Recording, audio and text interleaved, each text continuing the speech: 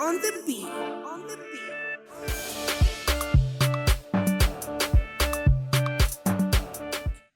Today we want to discuss about Fiji, a government of skirt-wearing men. Welcome. Did you know most men are felt restricted by their typical attires in an attempt to question the gender distinction and advocate for a more gender-neutral society and non-binary approach to dressing? In this video, we will expound about the cultural act of Fijian men who have paid homage to cross-gender outfits, home and away over various reasons that we will evocatively tell it out here. We will also review other outstanding traits of Fijians away from the trademark of men politicians in skirts. Thank you for watching. Don't forget to subscribe, share, or leave a comment. Fiji has experienced escalating political tensions and turmoil since independence, which has led to the arrest of politicians in the opposition, extra police force deployment across the country, and fierce political debate, causing civil unrest and violence in a politically divided country. By the way, Fijian girls probably originate from a different galaxy. Their men are heavily bodied for a purpose. A tree that has seen tourists travel far and wide just for a photograph poles along the beaches or during their traditional songs performance. In Fiji, from the president and appointee of the prime minister but approved by the parliament, to the prime minister who is an appointee of the parliament, to all senior government officials, down to the entire population, men have a common trait of wearing skirts. But why skirts for Fijian male community? Get glued with us as we dissect it raw. Welcome. Number 1. Culture. Most of the nations where men dress up skirts and sandals is a cultural item and a symbol of masculinity. In Fiji, the skirt is taken as an expression of ethnic identity, often mandatorily for specific settings by Fijians. A sulu, pronounced as solo, is a kilt-like garment worn since colonial times as a sign of conversions to Christianity, but later became Fiji's national dress.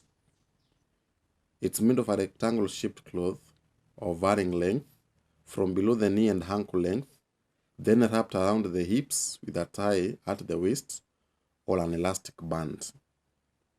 Initially, members of other ethnicities were discouraged from wearing sulus, but with the time, all races have religiously embraced the outfits.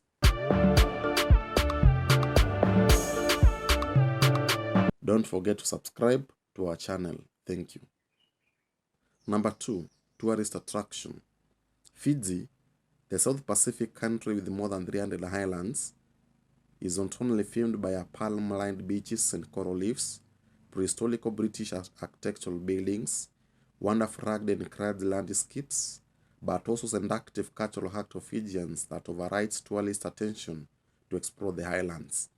Tourists travel from far and near to enjoy cinematic photography and filming with men in uniform donning a skirt, while spiced with a pair of sandals, all with intentions to express cultural identity.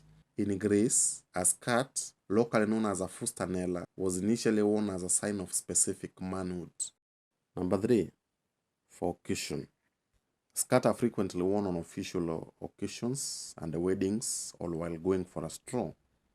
Men who have appeared on limelight as cross-gender dresses are mostly heterosexual males doing so as a desire to be, for a time, the gender one desires. If a sulu is tailored with pockets, it's locally referred to as sulu vakatangal, and it's worn by men for business and formal occasions. It should be below the knee. While entering a church, it's regarded as a respective exploit. There are other nations that embraces skirt culture like South Korea, America, Norway, India, Japan, China, Indonesia, but they have not been strict, unique, rigid, and conspicuous as Fiji.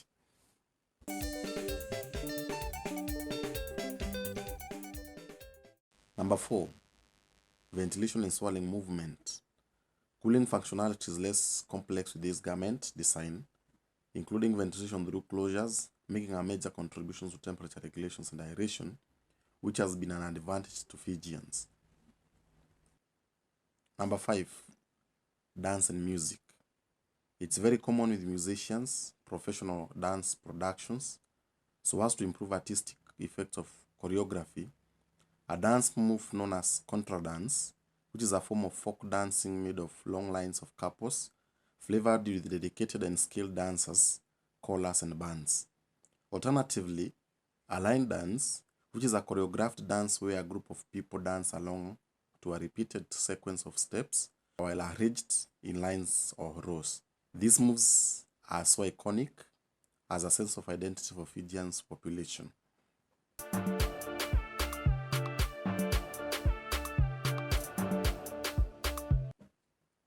Thank you. We hope you've enjoyed the video.